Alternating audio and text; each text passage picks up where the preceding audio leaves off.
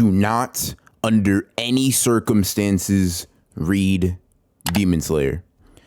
Let me explain. Now, just from the title and the introduction to this video alone, I can feel the hateful comments or the backlash, and in all honesty, I can't blame those people because I know exactly what I was doing when I titled this video and when I gave that introduction. However, I would like to make it clear that this video is not meant to hate on Demon Slayer, and I'm not trying to imply that the story of the series is something that you should not consume.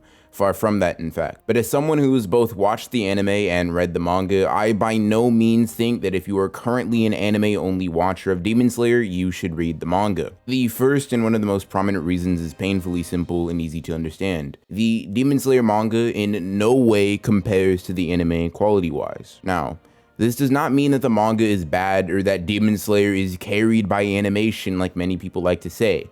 However, in terms of anime adaptations, Demon Slayer is one of the best I've ever seen. Besides maybe the Fate series and somewhat debatably Jujutsu Kaisen, out of all of the anime I've seen, Demon Slayer is by far the best in terms of animation. Ufotable is able to take the very heavily inspired Japanese and samurai aesthetic that Gotouge portrays in her series and dials it up to 11 with the really clean and crisp artwork and animation. From something as tiny as a small interaction between Tanjiro and a random character, to the climax of episode 19, one of Demon Slayer's best animated episodes, with Tanjiro facing off against the strongest demon, and basically it shows that consistently Demon Slayer is animated extremely well, and does amplify the enjoyability of an already well done manga. I'd like to point out, just so people don't misunderstand my point, the art quality in the manga is good when it needs to be. In some of the biggest fights in the series, Gotouge does really come through and display some interesting techniques, in tandem with some high tier artwork.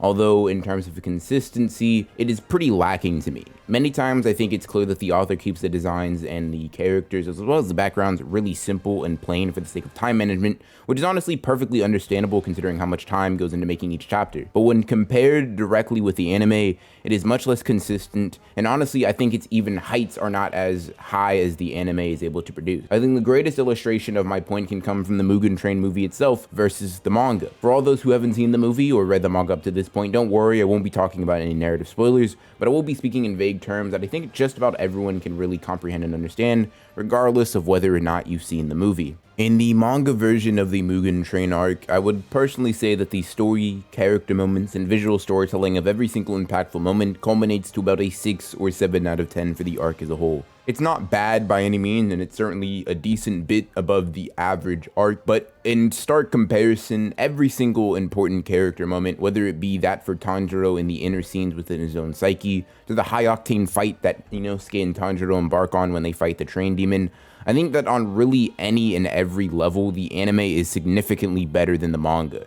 In fact, it is so good that even upon rewatching the same arc, instead of ranking it the same or even lowering it perhaps with seeing more flaws, it jumped to a definitive 8 out of 10 for me rating-wise. If I had to put my finger as to why the anime is better than the manga, especially in this arc, I'd simply lay out many of the things that the anime does that the manga can't compare to or doesn't even have within its medium. Art, animation, fight scenes, voice acting, music, sound effects, all of these things come together and culminate to be an overall better experience than the manga could ever be. With all this being said though, why do I think you shouldn't read the Demon Slayer manga? It's not as if just because you read the manga, you suddenly lose the ability to watch the anime when it comes out, right? And what if you enjoy the series so much that you want to see it come to its conclusion right now and immediately? All of these questions and all of these kind of critiques on what I've been saying up to this point are completely valid. Nonetheless, I hold the position that you should still wait for the anime. Why is that? Well, for starters, I've already established why I think Demon Slayer is a damn near perfect anime adaptation that capitalizes on literally everything that makes the series great and amplifies those moments. But I think another moment that goes hand in hand with that is the simple fact that experiencing the Demon Slayer story in the anime format first, I think is important and probably beneficial to your viewing experience. Just think about this for a second.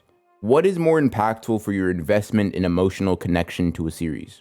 The second watch through, where granted, you can still really enjoy and understand what the moments mean for the characters in the narrative, but you have the kind of con of predictability and awareness of where the story is going. That element of surprise, that amazing first reaction is gone.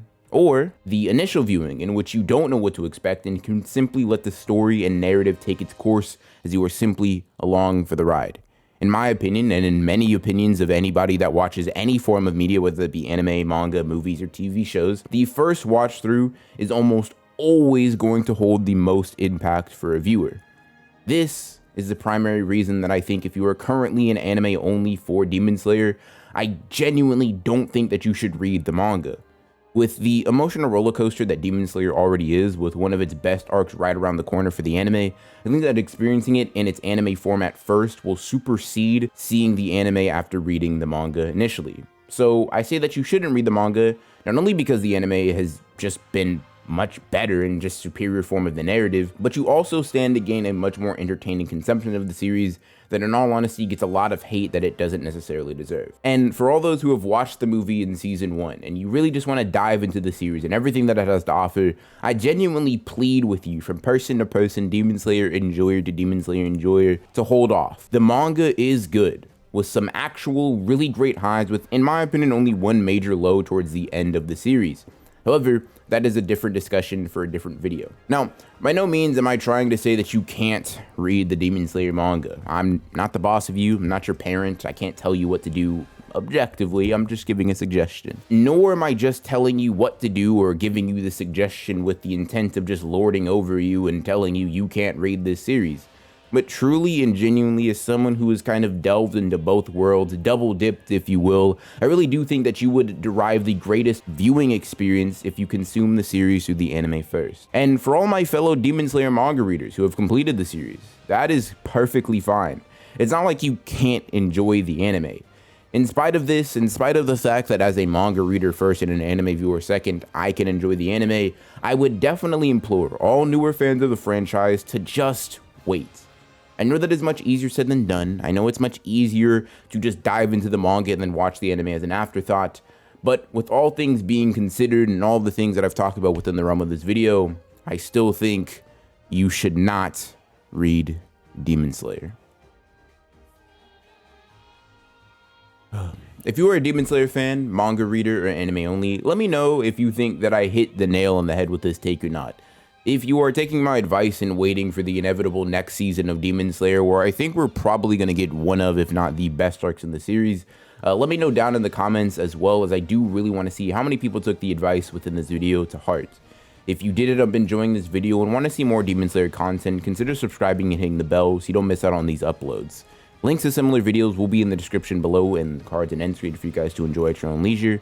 But in any case, I hope you guys enjoyed this video. And as always, this is Broken Ronin signing off.